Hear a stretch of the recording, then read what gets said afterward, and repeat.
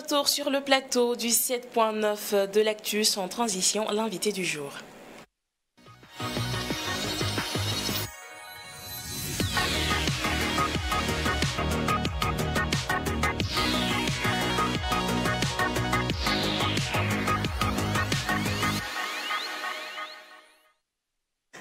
Nous recevons aujourd'hui le Kyo Naba Sonri, qui est le ministre du roi de Rissiam, pour parler des interdits dans la tradition Mouaga. Bonjour Naba, et c'est un réel plaisir de vous retrouver sur ce plateau du 7.9 de l'actu pour parler culture et tradition. Bonjour à vous. Dites-nous dans un premier temps, quelle appréciation faites-vous aujourd'hui de la tradition par les jeunes? D'emblée, il faut dire que dans la tradition, on ne peut pas parler sans porter allégeance au grand roi. Voilà, donc je vais d'abord saluer Untamba de Fada, saluer le Naba Sanam de Wargaï, je vais saluer le Djikampolé de Tenkotoko, saluer le Monaba Bongo, je vais saluer le Erisiam Naba Kwanga, je vais saluer le Boussounaba Sigri, je vais saluer le Yatenga Kiba et saluer le Conquistenga. Voilà, donc après avoir posé ce petit décor, je peux revenir sur votre question. Alors, parlant de l'amour que les jeunes ont pour notre tradition ou notre culture, il faut dire que les gens sont en train de revenir à la source. Voilà, comme Senghor qui l'avait dit en son temps, nous sommes comme des lamentins qui vont boire à la source de Simal. Ça veut dire quoi? Quoi qu'on dise, on ne jette pas son village avec une pierre, mais plutôt avec une motte de terre. Donc il y a de plus en plus un engouement soutenu de la part des jeunes à l'endroit de notre tradition et de notre culture. D'accord. Quels sont aujourd'hui les interdits qui existent dans la tradition Mouaga? Merci. Il faut dire qu'il y a toute une kyrielle d'interdits dans la communauté Mouaga. Il y a des interdits d'ordre général, il y a des interdits d'ordre particulier et il y a des interdits selon les castes. Voilà, maintenant, on ne peut pas rentrer dans le particulier et dans les castes, mais je vais donner une trentaine d'interdits d'ordre général.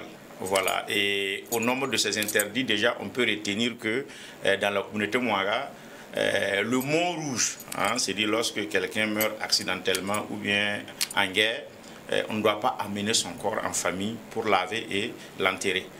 Pourquoi déjà? On l'enterre là où il a eu l'accident. Aujourd'hui, nous sommes dans des villes, c'est compliqué. Alors, si cette situation arrive, il y a un arbre qu'on appelle le noabraga.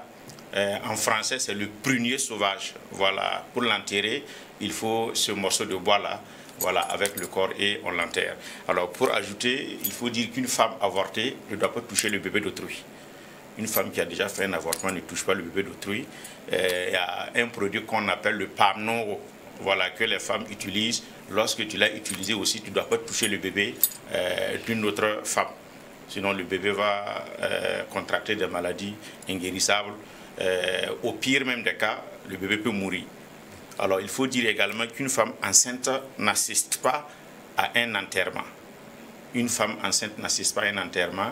Et une femme qui porte un bébé au dos également ne doit pas aller au cimetière avec son enfant. Une femme ne creuse pas également une tombe. On ne porte pas un bébé pour aller au cimetière, je l'avais déjà dit. On dit que les enfants aussi ne regardent pas un mort. C'est-à-dire lorsqu'il y a mort, souvent même dans la famille, on amène les enfants dans les cours voisines. L'enfant ne doit pas regarder le mort. Mais aujourd'hui, c'est de plus en plus fréquent. On ne frappe pas sa femme pendant qu'elle fait le taux ou qu'elle est au niveau de la meule. Voilà, c'est au niveau de son trône. Lorsque la femme est en train de faire le tour ou elle est en train de moudre du grain, son mari ne doit pas la rejoindre là-bas pour frapper. C'est interdit dans la communauté Mouaga. Ce qu'on peut ajouter, on ne refuse pas de manger la nourriture de sa femme sous prétexte que vous êtes en bagarre. Voilà. S'il y a un souci, c'est lié à un problème spécifique, mais ce n'est pas lié à la nourriture. Voilà, si elle prépare, vous mangez. Vous ne devez pas refuser. Voilà ce qu'on peut ajouter. En conflit avec sa femme, on ne prend pas également certaines décisions. Si vous dites « je ne vais plus faire l'amour avec toi » ou « je ne vais plus manger ta nourriture », le jour que vous enfreignez cette loi-là, ça devient un sortilège ou un sacrilège pour vous. Raison pour laquelle, lorsque vous êtes en conflit avec votre femme, ne prenez pas certaines décisions. Voilà, sinon il y a des risques. Ce qu'on peut ajouter, on ne tape pas son mari avec une spatule. Voilà, c'est ce qu'on utilise pour faire le taux là. Telle que soit la bagarre entre la femme et son mari, elle ne doit pas l'utiliser pour taper son mari. Et également, la femme ne doit pas utiliser la spatule pour faire le taux et la spatule se casse. Ça, c'est grave. Ça veut dire que le mari va mourir. Voilà, ça veut dire qu'il n'aura plus de nourriture sur la terre.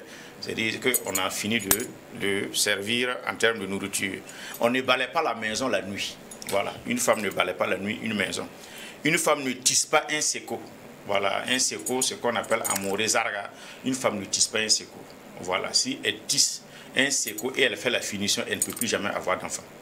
Voilà, c'est fini. Donc, on peut ajouter également qu'une femme n'accroche pas une ruche. Voilà, ou une jeune fille. Si elle part accrocher une ruche dans l'arbre, c'est son corps qu'on va venir prendre sous l'arbre. C'est interdit. Un enfant ne porte pas une seule chaussure et appeler sa mère et elle répond. Si sa mère répond, l'enfant va mourir. Si la mère ne répond pas, l'enfant va mourir.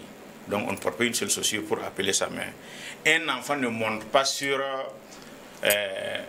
une corbeille à paille et appeler sa maman et elle répond.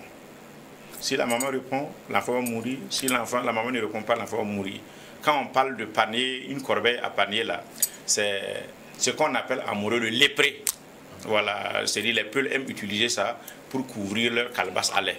Un enfant ne monte pas dessus, appeler sa mère. Voilà, si elle répond, il y a des conséquences très graves.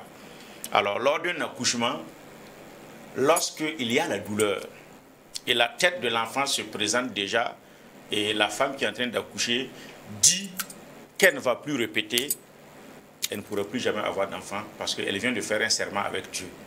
Voilà, elle doit accoucher totalement avant de dire ce qu'elle veut. Mais pendant que la tête de l'enfant se présente et elle dit qu'elle ne va plus recommencer ça à cause de la douleur, elle a fait un serment. Elle ne peut plus jamais avoir d'enfant. Quand une femme porte ses ustensiles de cuisine pour aller chez son mari et ça tombe en cours de route, elle doit retourner. Elle doit reboucher chemin, elle ne doit pas y aller. Voilà, si elle part, c'est un mauvais signe. On n'accompagne pas une jeune mariée à certaines périodes. Lorsque les feuilles des arbres sont en train de tomber, on n'accompagne pas une femme chez son mari. Voilà. Pendant la chaleur très rude, là, on n'accompagne pas également une femme dans son foyer. Il y a des périodes pour ça, peut-être pendant l'hivernage ou quand les arbres commencent à porter fruit. C'est en ce moment qu'on peut accompagner une femme chez son mari. On n'insulte pas les parents de sa femme lors d'une bagarre et cela c'est vice-versa. La femme aussi ne doit pas insulter son mari jusqu'à insulter la famille de son mari. S'il y a une situation, c'est entre vous deux. Laissez les deux familles en dehors de votre bagarre. On ne fait pas le taux en parlant. Quand on fait le taux, on ne doit pas parler. Il y a des gens qui ne marchent pas. Et quand la femme aussi porte de l'eau, souvent on partait au marigot puiser l'eau. Quand elle porte l'eau, elle ne doit pas chanter. Si elle chante, c'est un interdit. L'homme ne boit pas de cette eau. Une femme qui est chez son mari ne se rase pas la tête. Une femme qui est chez son mari ne se rase pas la tête. C'est interdit dans la société Mwaga. Elle peut raser sa tête lorsque sa mère qui a un certain âge décède ou son père qui a un certain âge décède. Outre cela, elle ne doit jamais se raser la tête quand elle est chez son mari. Voilà. On ne se lave pas tard la nuit. Voilà, car les enfants que vous allez avoir seront de mauvais enfants. Parce que quand vous vous lavez tard la nuit, vous pouvez vous laver avec des génies. Et généralement, ils laissent leurs enfants avec vous et prennent votre progéniture. C'est pour ça que c'est interdit de se laver tard la nuit. Mais quand on dit tard la nuit, c'est pratiquement à quel moment, quelle heure par exemple? À partir de 22 h en allant, on ne doit plus se laver. 22 Il faut laisser le lendemain. Voilà. On ne fait pas l'amour en posture debout. Dans la société Mwaga, on ne fait pas l'amour en posture debout. Il faut toujours prendre les commodités nécessaires. On ne fait pas l'amour également avec sa femme et ça coïncide le braiement d'un âne. Si vous faites l'amour et au même moment, l'âne est en train de braire, si c'est une grossesse, cet enfant, vous ne pouvez jamais l'éduquer jusqu'à votre mort. Voilà. Vous allez souffrir pour éduquer cet enfant, il sera toujours têtu. Une femme enceinte ne vole pas, car l'enfant qu'elle va avoir jusqu'à sa mort ne peut jamais cesser de voler. Lorsque la femme est enceinte, elle ne doit pas prendre l'argent de son mari, elle ne doit pas voler. Même prendre le sel de sa coépouse sans lui donner l'information, c'est du vol. Même enlever le bois de sa coépouse pour faire le feu sans demander la permission de sa coépouse, c'est du vol. Quand tu as un bébé dans le ventre et tu fais ça, quand l'enfant viendra au monde, cet enfant ne sait pas que vous avez enlevé sa tête là. il ne peut jamais cesser de voler. Naba, excusez-nous, à partir déjà des exemples que vous aviez cités, plus d'une quinzaine déjà par là. J'allais terminer rapidement, allez-y et puis rapidement. voilà, on allait revenir sur ça. Donc il est interdit aux jeunes de prendre des décisions à la place des vieillards. D'accord. Voilà, ce sont les vieillards qui prennent les décisions et les jeunes suivent. Quand ça devient le contraire, cette société tombe dans la dissétude et dans des crises qu'on ne peut jamais corriger. Il est interdit aux jeunes de manquer de respect aux aînés. Ça, c'est connu. La femme ne doit jamais prendre l'argent de son prétendant ou de son soupirant pour nourrir la famille. Le mari n'aura pas longue vie. Les enfants seront les derniers de la société. Alors, pour terminer, on ne regarde pas le sexe de la femme. On ne regarde pas le sexe de la femme dans la communauté moyenne. Je ne comprends pas bien cette phrase. C'est dire, on ne doit pas regarder. Regarder, c'est dire le sexe de la femme. Vous savez que dans la société traditionnelle, même quand la femme devait accoucher, c'est une affaire de femmes. Les hommes ne s'y mêlent pas. Les hommes interviennent quand il y a une complication assez grave. Mais pendant l'amour, l'homme ne doit pas regarder le sexe de la femme parce que le sexe de la femme est un mystère. Et ceux qui ont l'habitude de regarder le sexe de la femme, ils finissent par devenir aveugles. Ils vont perdre la vue. Donc voilà, grosso modo, une trentaine d'interdits que j'ai énumérés. Donc on peut revenir sur des questionnements particuliers. Si on ne voit pas le sexe de la femme, l'homme ne doit pas regarder. Absolument. Ça veut dire qu'il y a des manières qui sont déjà dessinées, qui sont arrêtées pour aller avec sa femme. Absolument. Okay. Pour aller avec sa femme dans le temps ancien, reculé, il faut dire que c'est tard la nuit, où les gens ne marchent plus comme ça, où presque tout le monde est au lit. Et on arrive, même s'il y a la lumière, on l'éteint. Tout se passe dans l'obscurité. Dans l'obscurité. Et souvent, on cherche une couverture noire pour se couvrir, ajouter et tâter et faire ce que tu as à faire et puis tu lèves, tu circules. D'accord. Et quand cet enfant vient au monde, si ça coïncide que c'est une grossesse, ça sera un enfant humble, un enfant intelligent. Ce n'est pas un enfant qui peut vous regarder droit dans les yeux. Et c'est un enfant, il ne fait pas quelque chose deux fois. Tout ce qu'il veut faire, ça réussit. Vous confirmez que tout ce que vous dites concerne la tradition? C'est la tradition, moi, exclusivement. Parce qu'il faut parler de ce que je sais. Je ne peux pas étendre ça à toutes les communautés. Mais c'est spécifiquement pour la société Mouaga. Mais pensez-vous aujourd'hui que les Moussis prennent au sérieux l'ensemble de ces interdits-là rapidement Mais malheureusement, si vous regardez, ce sont les jeunes qui meurent. Est-ce que les vieillards meurent? C'est parce que les gens ne prennent plus en compte certaines considérations. Puisque cette éducation était inculquée aux enfants pendant la circoncision ou l'excision. Malheureusement, l'excision n'existe plus. Il y avait une école, ce qu'on appelle le Kyo. Voilà. Et moi, je suis le ministre de cette école, le ministre de l'Éducation. C'était à cette école-là qu'on enseignait et on inculquait aux jeunes ce qui était interdit de façon générale et ce qui est interdit de façon particulière. Parce que quand on dit que quelque chose est interdit, ça veut dire que ça tue. C'est-à-dire vous mourrez.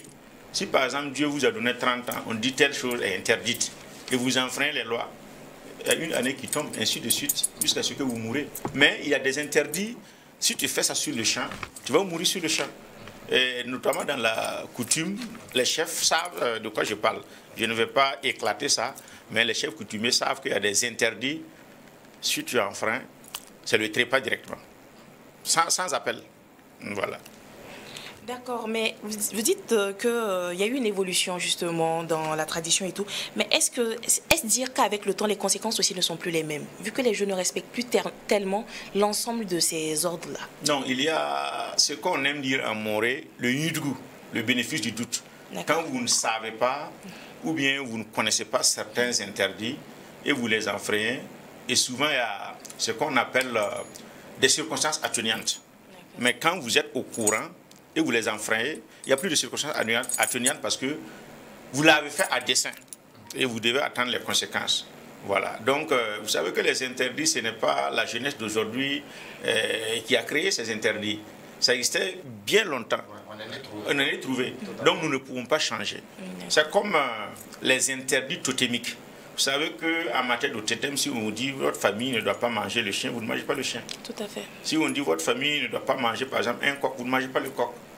Si vous enfreignez, vous allez voir. On cherche pas à comprendre. Moi, je suis assis, nous ne mangeons pas le chien. Si tu manges le chien, tu deviens aveugle. Si tu enjambes même le sang du chien, là, tes pieds là vont se fendre. Voilà. Donc, il y a des interdits comme ça. Voilà, c'est lié à des castes. D'accord. Nous sommes donc au terme de cet entretien. Merci donc au Kurnaba Sonri d'être passé sur ce plateau. On espère vous retrouver encore pour parler tradition, parler culture.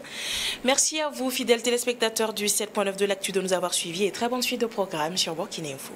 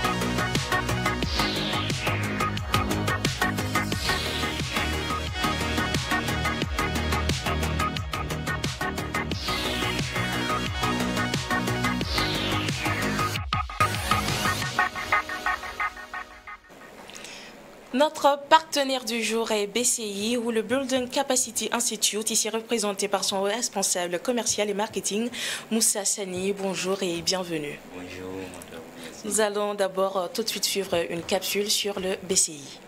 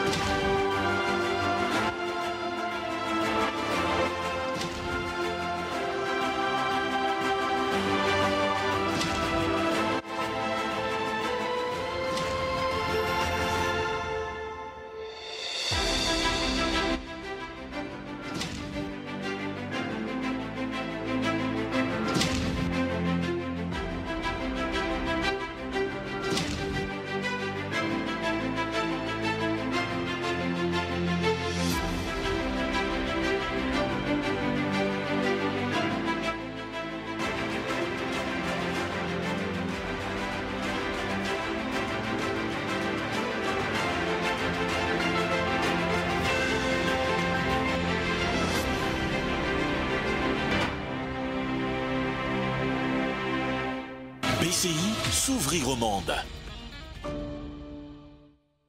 Building Capacity Institute, s'ouvrir au monde. Dites-nous aujourd'hui, quand on dit BCI, c'est un cumul de combien de filières et quel niveau d'études? Alors, merci beaucoup déjà pour l'opportunité que vous donnez à Building Capacity Institute donc de s'exprimer à travers donc votre plateau. Donc, Building Capacity Institute, comme vous le savez, c'est un institut d'enseignement supérieur bilingue.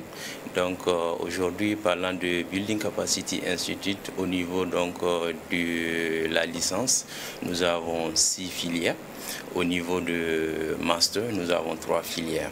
Donc, au niveau de licence, nous pouvons citer des filières comme communication des entreprises et des organisations. Nous avons gestion des projets, nous avons gestion des ressources humaines, nous avons marketing et gestion commerciale. Nous avons également finance, comptabilité. Et également, nous avons économie et gestion des entreprises et des organisations. Lorsqu'on vient au niveau du master, nous avons donc des filières comme management des entreprises et des organisations.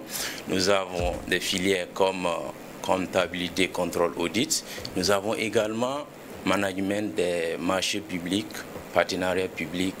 Voilà. Donc voilà en grosso modo ce que nous avons comme filière à niveau licence comme à niveau master. Ok, M. Sami, quels sont les critères de qualité utilisés pour élaborer et valider vos programmes de formation au sein de votre institut? Alors, les critères que nous utilisons aujourd'hui pour faire les évaluations de nos programmes, ce sont surtout les critères modulaires.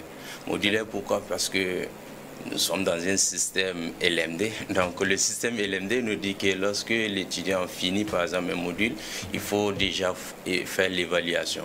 Alors donc nous sommes dans ce système et nous ne faisons pas par exemple des examens en fin de semestre. Et lorsque on finit par exemple le semestre, il y a ce qu'on appelle la délibération. Il faut délibérer pour que les étudiants sachent déjà quel est leur résultat.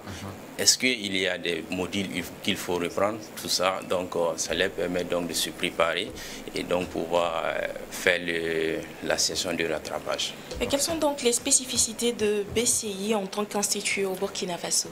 Merci beaucoup pour cette question. Je pense que c'est une question qui m'intéresse beaucoup en tant que responsable commercial et marketing de Building Capacity Institute. Il faut dire que Building Capacity Institute d'abord se spécifie des autres à travers donc le bilinguisme. Bilinguisme anglais et français. Nous sommes un institut d'enseignement supérieur bilingue, anglais-français, c'est-à-dire nos cours sont dispensés 40% en anglais et 60% en français. Pourquoi anglais? Parce qu'aujourd'hui, quoi qu'on dise, quoi qu'on fait, où que nous soyons, il nous faut de l'anglais. Et l'anglais aujourd'hui, beaucoup de personnes ont raté des opportunités à cause de l'anglais. Et ce que nous avons vu, nous disons non, ça ce n'est pas normal. Pourquoi les gens vont donc rater ces opportunités à cause de l'anglais? Donc on propose des formations à niveau licence comme à niveau master en anglais et en français pour permettre donc à cet étudiant qui vient s'inscrire à Building Capacity Institute de pouvoir non seulement avoir une formation de qualité au niveau de son domaine, mais également avoir des compétences linguistiques qui vont lui permettre donc de discuter avec des partenaires internationaux, parce qu'il y a cet esprit international aussi qui est là. Et donc, il serait quand même dommage pour quelqu'un qui va se former dans un domaine donné et après aller encore se faire former en anglais ou quelque chose d'autre. Autre spécificité est que Building Capacity Institute permet donc à ces professionnels de pouvoir suivre des cours en virtuel. Virtuel, pourquoi? Parce qu'il y a toute une plateforme que nous avons mis en place, donc qui va permettre à nos professionnels qui souvent manquent de temps, peuvent se connecter depuis leur position, ou bien souvent même en étant en mission, la personne peut depuis sa position, que ce soit au Ghana, au Nigeria, au Canada ou aux États-Unis, se connecter à travers donc notre plateforme et suivre les cours. Mais attention, nous ne faisons pas des cours en ligne, nous faisons des cours en virtuel, qui va au-delà même des cours en ligne. Parce que tout simplement, lorsqu'on dit virtuel, c'est comme vous et moi, nous sommes en train d'interagir. Donc c'est ça qui fait également la spécificité de Building Capacity Institute. Mais rappelons également que nous, Building Capacity Institute, c'est en 2019 qu'il y a eu la création, mais en moins de 4 ans, nous avons déjà la reconnaissance de CAMES. Nos diplômes sont reconnus par le CAMES. Et autre chose également, quand vous allez voir par exemple le classement du ministère, le tout dernier classement, nous avons été 4e en moins de 4 ans. Là, donc c'est pour dire que nous misons beaucoup dans la qualité.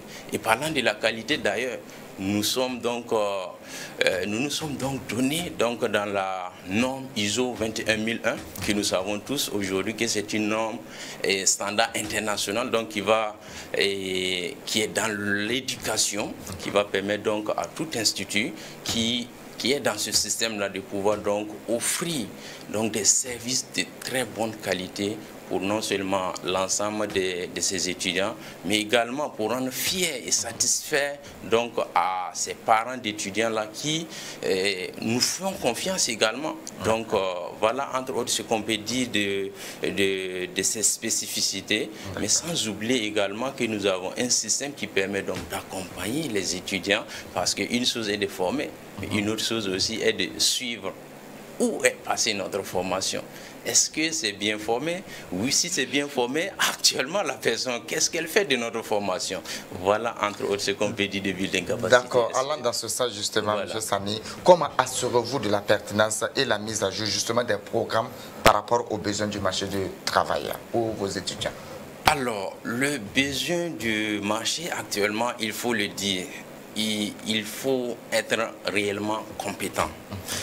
Et parlant de la compétence, nous, au niveau de Building Capacity Institute, nous mettons tout en œuvre pour que cet étudiant qui vient s'inscrire à Building Capacity Institute, pour qu'il soit formé de manière qualitative, mais aussi quantitative, parce qu'on a assez de modules pour permettre donc à cet étudiant-là d'avoir beaucoup de connaissances et avoir beaucoup d'informations en ce qui concerne donc son domaine. Et autre chose, je vais dire, comment est-ce que maintenant on les accompagne pour une insertion? Alors nous avons une base de données des partenaires qui nous permettent d'abord, dans un premier temps, de pouvoir donc envoyer nos étudiants qui puissent donc avoir des stages. Alors, si nous, en tant qu'institut, on a pu quand même faire ce travail, ce beau travail d'ailleurs, pour te permettre, toi, en tant qu'étudiant, de pouvoir avoir un lieu de stage pour non seulement faire ton rapport, mais également, ça pourrait te permettre, une fois que tu finis, par exemple, tes études, parce qu'il y a la compétence qu'on a tantôt parlé, qui va te permettre également d'avoir un esprit ouvert, une ouverture au monde, qui va te permettre donc d'avoir une certaine employabilité. Voilà ce que nous faisons et nous pensons que une fois que l'étudiant aussi se met au sérieux et qui prend tout ce qu'on lui donne comme compétence, voilà, pour mettre en œuvre, en pratique donc ce qu'on lui donne comme théorie, et cet étudiant-là pourrait s'en sortir. Où est-ce qu'on vous trouve ici au Burkina?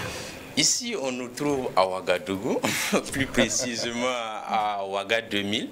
Voilà, nous sommes à Ouaga 2000 et pour éviter donc de faire la pub, et nous sommes, si vous quittez par exemple la grande mosquée de Kanazé, qui vous remontez en allant vers donc l'échangeur, en allant donc vers le Palais des Sports? Le Palais des Sports, pardon. Voilà, donc vous allez remarquer à votre droite, il y a un plaque donc, qui parle de mairie de l'arrondissement 12. Oui. Nous sommes juste à côté. Il y a un contact? Oui, il y a un contact. C'est lequel, s'il vous plaît? 70 20 95 95. Le 70 20 95 95 pour toute information relative au Building Capacity Institute. Nous allons donc remercier M. Moussa Sani, en rappelant que vous êtes le responsable commercial et marketing du Building Capacity Institute. Merci donc d'être passé sur ce plateau. C'est à vous le merci. Merci à vous, fidèles téléspectateurs, de nous avoir suivis.